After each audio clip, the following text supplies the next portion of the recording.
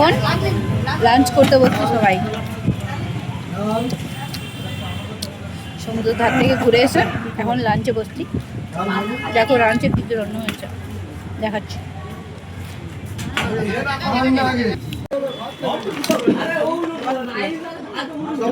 ভাত, ডাল, বাঁধাকপি, সবজি, এই যে সবাই খাচ্ছে। আমার পাতে কিন্তু মাটনের হেভি হেভি পিসগুলো পড়েছে, সবগুলো আমার ফেভারিট। তো কী বলবো, এডিট করতে করতে আমার জিভে জল চলে এসেছে। মাটনটা জাস্ট ওয়াও ছিল, কোনো কথা হবে না। আর এ টু জেড সব রান্নাই কিন্তু একদম ফার্স্ট ক্লাস। কাকুরা মানে আমরা পিকনিকে গেছি সবাই মিলে, বাট কাকুরা আমাদেরকে কোনো রকমই ঝামেলা দেয়নি। খুব ভালোভাবে ওনারা সব কিছু অ্যারেঞ্জমেন্ট করেছেন।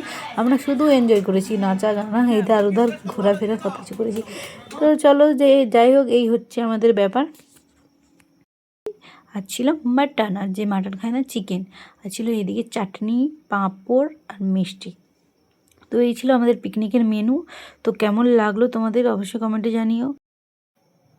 টাটা।